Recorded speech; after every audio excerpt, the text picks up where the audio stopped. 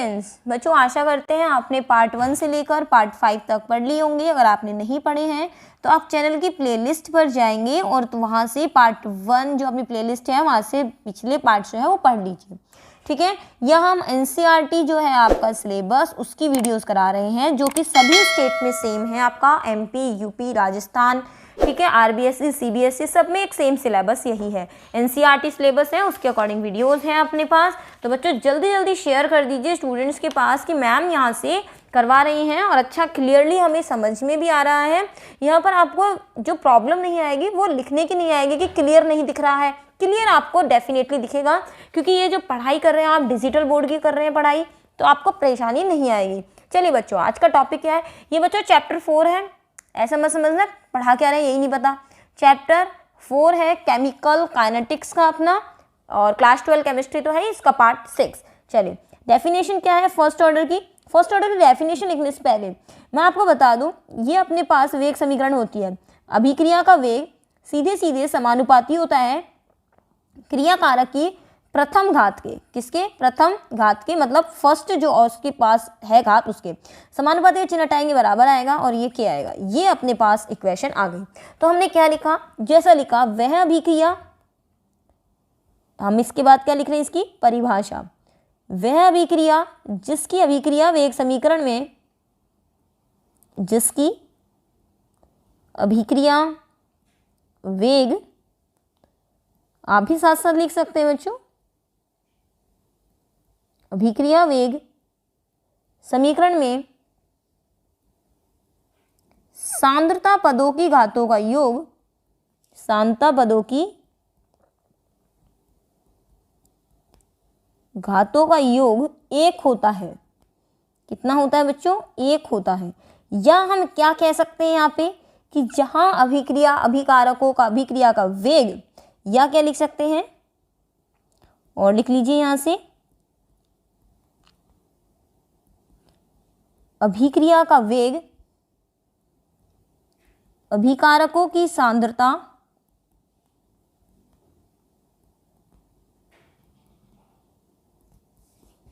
के प्रथम घात के समानुपाती होता है, प्रथम घात के समानुपाती होता है, ठीक है बच्चों। चलिए अब यहां से अपने पास क्या होगा, हमने एक इक्वेशन ली जिसमें रिएक्टेंट से बच्चों क्या बन रहा है, अपने पास प्रोडक्ट बन रहा है। जैसा कि हमने कहा कि किसी अभिक्रिया का वेग समानुपाती होता है क्रियाकारक, क्रियाकारक मतलब आर है, इसकी प्रथम घात के समानुपाती। यह आ गया, समानुपाती का चिन्ह हटाएंगे तो बच्चों क्या आएगा बराबर, फिर क्या आएगा के, फिर आएगा आर, फिर क्या आएगा 1। अब इसके बाद ये जो आर है क्रियाकारक का क्या है, वेग है। अब जो अपना अभिक्रिया का वेग है, अभिक्रिया का वेग 2 तारक से होता है, एक तो क्रियाकारक और दूसरा होता है बच्चों उत्पाद। इन दोनों के रिस्पेक्ट में लिखा जाता है। अभी अभिक्रियाकारक के सापेक्ष लिखा जा रहा है तो हम क्या लगाएंगे, माइनस लगा देंगे, सांद्रता बटा समय। सांद्रता कितनी लिख दी हमने dr, समय कितना लिख दिया dt, बराबर k, और ये हो गया r और ये 1। अब अपने पास ये हमने d/dt लिखा है, इसीलिए हम इसको क्या कहेंगे बच्चों, यही अवकलित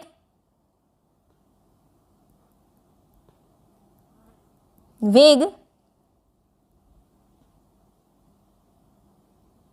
समीकरण है। क्या है बच्चों, ये अवकलित वेग समीकरण है जिसको अपन ने दे दिया इक्वेशन नंबर 1 नाम। अब इसको हम कहते हैं समीकरण में कि r को तो r से मैच कर दो, मतलब r के सापेक्ष ही r का होगा अवकलन, इसीलिए यहाँ पे अपन ने क्या लिख दिया, r लिख दिया, और dt को ले जाइए यहाँ तो k dt लिख दिया। आप चाहें तो ऐसा भी लिख सकते हैं, इस माइनस को यहाँ की कहाँ लिख सकते हैं, यहाँ, एक ही बात है। आप अब क्या करेंगे बच्चों, इसका समाकलन हम करेंगे। एक सेकेंड बच्चों, यहाँ से समाकलन करने पर, अब जब समाकलन आप करेंगे बच्चों यहाँ से तो ये इक्वेशन लगाएंगे dr बटा अपना ये हो गया r, माइनस जो आएगा बाहर k आएगा बाहर, और समाकलन किसका होगा dt का, ठीक है। अब आगे क्या होने वाला है बच्चों, यहाँ से जो इसका समाकलन आएगा बच्चों, अगर आप मैथमेटिक्स के हैं तो आपको पता होगा, अगर नहीं है तो बच्चों याद कर लीजिए, ये ln r यहाँ से समाकलन होता है, बराबर माइनस कीजिएगा माइनस kt, और ये आ गया समाकलन इस तरह। क्योंकि जब हम ऐसे लिखते हैं dx का समाकलन बच्चों x होता है, अगर हम dt की बात करें तो ये t होता है, अगर हम dr की बात करें तो ये r होता है, ठीक है।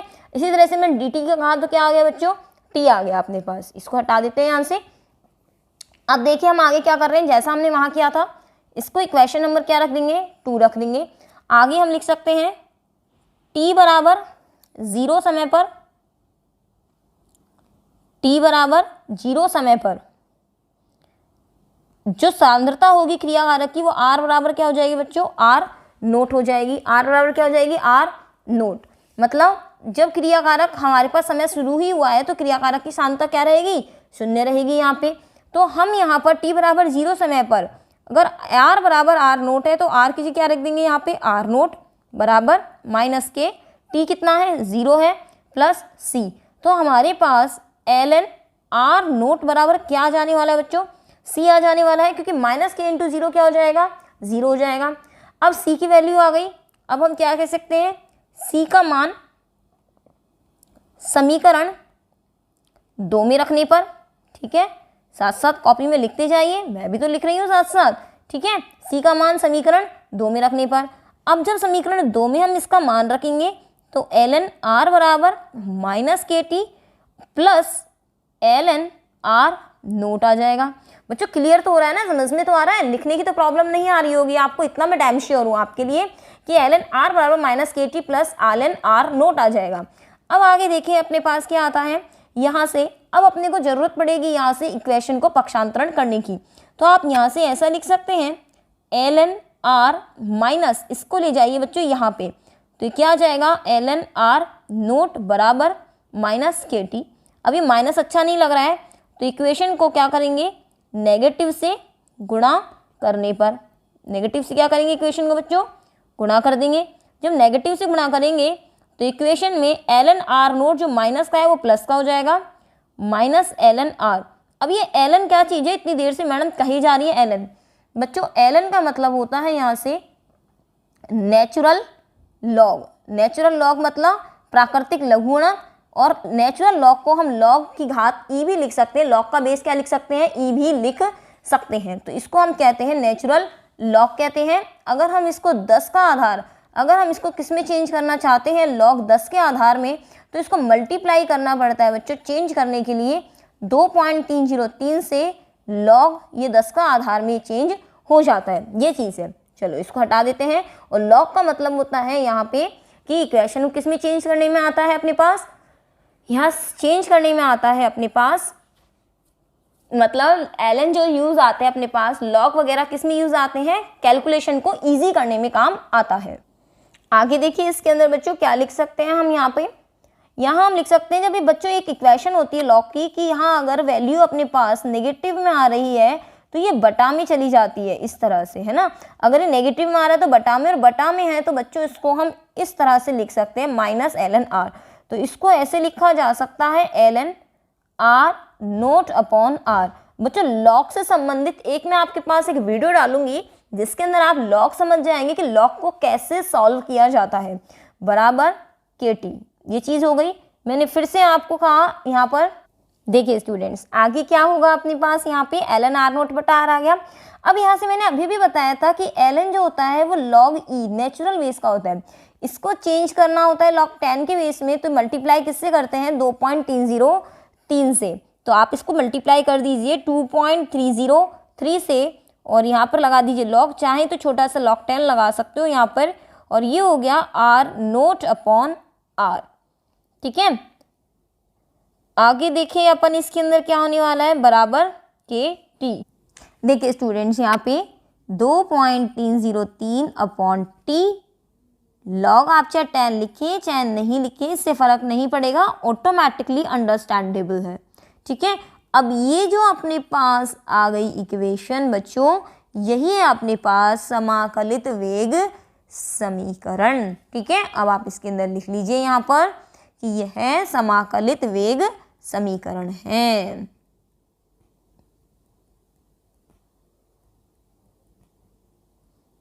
ठीक है बच्चों, चलो यहाँ से अपने पास इतना तो कंप्लीट हो गया ये, जिसके अंदर आप एक चीज़ लिख लीजिए बच्चों यहाँ पे कि ये जो आर नोट है ये है बच्चों प्रारंभिक सांद्रता, जहाँ बच्चे कंफ्यूज हो जाते हैं न्यूमेरिकल सॉल्व करते टाइम, मतलब इनिशियल कॉन्सेंट्रेशन जो शुरुआत में ली गई थी, और जो आर है यहाँ पर वो बचती है बच्चों शेष सांद्रता, मतलब रिमेनिंग कॉन्सेंट्रेशन, शेष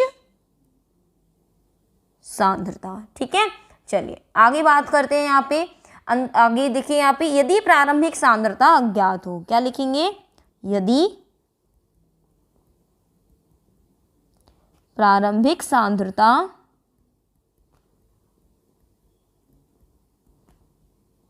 अज्ञात हो तो T1 समय सांद्रता क्या होगी, R1, मतलब शुरुआत में सांद्रता में कितनी होगी बच्चों, R1 होगा। ठीक है, अगर लेकिन तथा T2 समय पर सांद्रता कितनी हो बच्चों, R2, तथा T2 समय पर R2 सांद्रता ज्ञात करें, सांद्रता R2 ज्ञात करते हैं, तो बच्चों फॉर्मूला क्या हो जाएगा, फॉर्मूला देखिए क्या होगा आपका, K बराबर 2.303, नीचे क्या था T, तो T की जगह लिख देंगे T2 माइनस T1, लॉग यहाँ क्या थी ऊपर सांद्रता, प्रारंभिक सांद्रता मतलब R1, और बाद की सांद्रता क्या थी R2, तो ये वाली जो सांद्रताएं हैं बच्चों यहाँ से अपने पास, एक सेकेंड इसको हम चेंज कर लेते हैं, ये वाला जो फॉर्मूला है ये तब है जब हमारे पास अलग अलग बच्चों दिए हुए हों यहाँ से, तब हम इसको यूज़ करेंगे। प्रथम कोटि अभिक्रिया के लिए चरघातांकी समीकरण, चलिए बच्चों उसको यूज़ कर लेते हैं अपन। चरघातांकी के लिए क्या समीकरण है, हेडिंग डालेंगे अपन यहाँ पे, हम हेडिंग को कलर चेंज कर लेंगे, आप चाहें तो दूसरे पेन से लिख सकते हैं। प्रथम कोटि के लिए बच्चों शेयर करना मत भूलिएगा, आपके लिए मेहनत हो रही है, फ्री ऑफ कॉस्ट मेहनत हो रही है, तो इसे शेयर करना मत भूलिएगा कि हमने तो पढ़ लिया, अब हमको कोई मतलब नहीं है। प्रथम कोटि के लिए चरघातांकी समीकरण, तो बच्चों आप टीचर की मेहनत को अगर सफल बनाते हो तो अच्छा है, टीचर को भी मोटिवेशन मिलता है यहाँ से कि हाँ बच्चे इसको आगे फॉरवर्ड कर रहे हैं, तो अपन भी बनाते हैं बच्चों के लिए वीडियो। आपके लिए तो कुछ ऐसा नहीं कर रहे ना कि आपको जहाँ नुकसान हो जाए फॉरवर्ड करने से, हमें तो नुकसान हो रहा है हम तो नहीं करेंगे, तो बच्चों फॉरवर्ड जरूर कीजिएगा यहाँ से। ठीक है, चलिए यहाँ से आगे देखते हैं। अपने पास एक इक्वेशन आई थी यहाँ से, ln r minus ln r not बराबर माइनस KT, इस इक्वेशन को हम लेके चल रहे हैं। हम कैसा लिख सकते हैं इसको, ln r upon r note लिख सकते हैं बराबर माइनस KT, ऐसा लिख सकते हैं हम यहाँ पे। अब यहाँ पर इस इक्वेशन का ले लीजिए एंटी लॉग, ये तो लॉग है, एंटी लॉग लेने पर जब आप एंटी लॉग इसका लेंगे तो इक्वेशन हो जाएगी, यहाँ से तो हट जाएगा, और यहाँ पर ये जो इक्वेशन आपको माइनस KT लिख रहा है ये आ जाएगा इस रूप में। अगर लॉग ले लोगे तो ये ऊपर वाला चला जाएगा, एंटी लॉग ले लोगे तो नीचे वाला चला जाएगा। तो ये हम आपको बता रहे हैं। जैसे मान लीजिए आपने लिखा ln x बराबर, यहाँ लिखा हुआ है जैसे a लिखा हुआ है, तो आप इसको एंटी लॉग लेंगे तो x बराबर e की पावर a हो जाएगा। समझ में आई आपको बात, एंटी लॉग लेते हैं तो वो सामने वाली चीज़ किस में चली जाती है, घात में चली जाती है। और अगर आप इसका लॉग लेंगे तो ये हो जाएगा ln x, और ये जो होगा a ये आगे आ जाएगा, तो ln x बराबर a हो जाएगा। e इसलिए लिखा क्योंकि नेचुरल लॉग का जो बेस होता है वो e होता है, इसीलिए यहाँ पर क्या लिखा बच्चों, e लिखा यहाँ पे। ठीक है, अब आगे क्या लिख सकते हैं, इसको लिख सकते हैं r बराबर r नोट e की पावर माइनस KT। अब इसको कर लीजिए आप ब्रैकेट में बंद, यही है अपनी चरघातांकी समीकरण। मैं तो बच्चों करने के बाद इसको डार्क कर देती हूँ, ठीक है, इस तरह से, ताकि आपको भी क्लियर नजर आए, मुझे भी अच्छा लगे, हाँ भाई नोट्स भी अच्छे अच्छे दिख रहे हैं इसमें। ठीक, चलिए अब आगे अपने पास क्या है, प्रथम कोटि अभिक्रिया के लक्षण, जो हमने जैसे अपन ने पढ़े थे किसके लिए, शून्य कोटि के लिए भी पढ़े थे। हेडिंग डाल लेते हैं यहाँ से, प्रथम कोटि अभिक्रिया के लक्षण। लक्षण में हम कौन कौन सी चीज पढ़ेंगे, सबसे पहले हम पढ़ेंगे यहाँ से बच्चों वेग स्थिरांक का मात्रक। तो पहला डाल देते हैं वेग स्थिरांक का मात्रक। एक सेकंड बच्चों, इसके अंदर अपने पास दो तीन चीज़ें और रह रही हैं अभी। तो इसके अंदर अपना रह रहा है, जहाँ तक अभी अर्धायु काल भी रह रहा है, अर्ध आयुकाल तो हमने अभी सॉल्व ही नहीं किया है स्टूडेंट्स, तो वही पढ़ेंगे। 3 चीज़ें इसके अंदर पढ़ने वाले हैं। तो पहला है इसके अंदर वेग स्थिरांक का मात्रक। चलिए, वेग स्थिरांक का मात्रक किससे सॉल्व करेंगे आप? वेग स्थिरांक का मात्रक बच्चों आप सॉल्व करेंगे यहाँ से इसकी इक्वेशन से। इक्वेशन क्या कहती है? k बराबर 2.303 upon T log a upon a minus नहीं, अपने पास तो r वाली टर्म चल रही है ना, r नोट अपॉन r। ठीक है, अब यहाँ से k की जगह तो k रह गया। 2.303 का कोई मात्रक होता नहीं है। 1/t का मतलब क्या हो गया? समय। ठीक है, लॉग का मतलब कुछ है नहीं, इंटू लगा दिया हमने। ऊपर क्या चीज़ है? सांद्रता। नीचे भी क्या होगा बच्चों? सांद्रता। सांद्रता से सांद्रता क्या हो गया? कैंसिल हो गया। तो सूत्र क्या आ गया? k बराबर 1/, समय, या क्या लिख सकते हैं? समय इनवर्स, या मात्रक अपने पास समय को क्या लिख सकते हैं? सेकंड इनवर्स, या मिनट इनवर्स, या घंटे इनवर्स, HR इनवर्स। ठीक है, तो ज़्यादातर अपन क्या लिखते हैं? Second inverse. समझ में आ गया अपने को यहाँ से मात्रक कैसे निकलेगा? अगला पॉइंट देखिए, दूसरा पॉइंट कहता है बच्चों ग्राफीय निरूपण। ग्राफ कैसे बनाएंगे यहाँ से हम? चलिए, इसको अपन डार्क कर देते हैं। यहाँ से आगे बात करते हैं ग्राफीय निरूपण की। इक्वेशन लिख लेते हैं, k बराबर 2.303 upon T log r naught upon r। देखिए, इसका रूप किसके रूप में आता है बच्चों अपने पास? यहाँ पर ये वाली जो चीज़ आ रही है अपने पास, अपन इसको कुछ इस तरह से इक्वेशन को चेंज करते हैं ताकि इसको ऐसे लिख दें KT, इसको ऐसे कर दिया, अपॉन में आ गया 2.303 बराबर log r not upon r। ऐसा लिखा जा सकता है। अब KT को भी हम कैसे लिख सकते हैं? k बटा 2.303, ठीक है, इंटू क्या लिख सकते हो? t। ऐसा भी लिखा जा सकता है, log r not upon r। अब ये जो इक्वेशन का प्रारूप बच्चों दिख रहा है हमारे पास, इसको हम क्या लिख सकते हैं? देखो यहाँ पे बच्चों इसको y लिख दिया हमने, यहाँ पर क्या लिख दिया? m, और यहाँ क्या लिख दिया बच्चों? इसको x। ठीक है, तो ये वाली जो चीज़ है अपने पास, ये वाली चीज़ हम कहें ये तो y के रूप में हो गया, ये x के रूप में हो गया, और ये m के रूप में हो गया। तो ये अपने पास हो गया y, ये अपना x, और ये m। अब आप इसका इजीली बना सकते हो ग्राफ। ये देखिए, ये अपना इस तरह से हो गया। y बराबर mx का ग्राफ आपने खींचा, ये एक आपका ग्राफ खींच गया। ग्राफ खींचने के बाद y एक्सिस पे क्या आएगा बच्चों? आपका y एक्सिस पे आएगा log r naught upon r। x axis पे क्या आएगा? t आएगा, समय। ठीक है, और ये जो ढाल आएगा इसका वो कितना आएगा? वो ढाल आएगा इसका k बटा 2.303 आएगा। ठीक, तो ये इसका ग्राफ खींच गया। या दूसरी इक्वेशन, सेकंड इक्वेशन अपन यहाँ से ले लें। सेकंड नंबर की इक्वेशन क्या कहती है? वो कहती है ln r बराबर minus KT plus ln r note. अब इसके लिए क्वेश्चन का ग्राफ, इसको हमने y अक्ष पे मान लिया, माइनस mx प्लस c। इससे तुलना जब आप करोगे तो अपना ग्राफ इजीली खींच जाएगा। देखिए, मैं यहीं खींच रही हूँ इसका ग्राफ। ये देखिए, अपना y अक्ष पे क्या होगा? ln r, x अक्ष पे क्या होगा? t होगा, और माइनस mx प्लस c का ग्राफ आता है बच्चों ये वाला। मैंने आपको पहले ही बताया था कि नीचे की ढाल आएगी, c होता है ये अंतःखंड जो अपने को यहाँ दिखाई दे रहा है। ये कितना दिखाई दे रहा है अपने को? ln r note. और जो इसका ढाल है वो क्या दिखाई दे रहा है बच्चों? वो दिखाई दे रहा है m बराबर माइनस k। तो ये वाली चीज़ जो है आपकी बच्चों, एक सेकेंड बच्चों, ये क्या हो गया? माइनस k था, है ना। तो ये वाली चीज़ हो गई, ये अपने पास हो गया, ये यहाँ पर, ये यहाँ पर। ठीक, एक चीज़ हम बता दें आपको आइडेंटिफाई करने के लिए, अगर ग्राफ में लॉग या ln आ जाते हैं तो समझ लीजिए वो फर्स्ट ऑर्डर का ग्राफ होगा।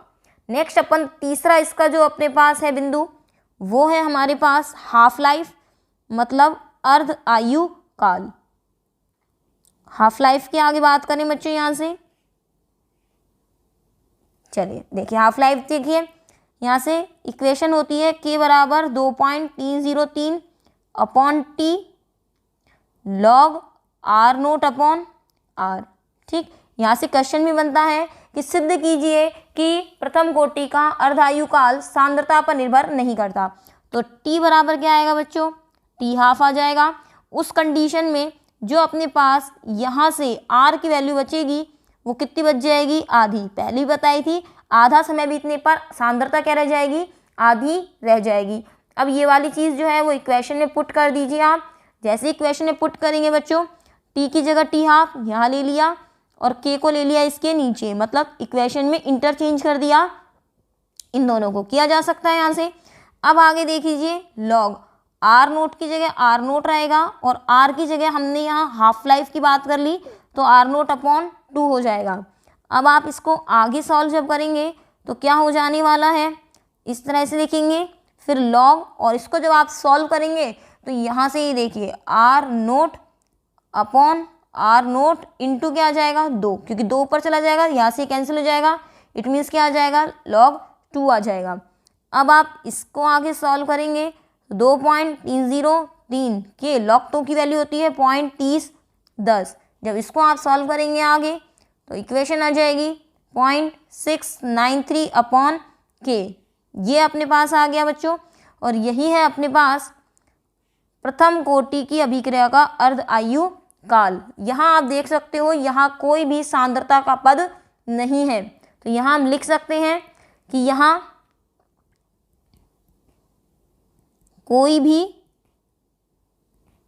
सांद्रता का पद नहीं है, अतः प्रथम कोटि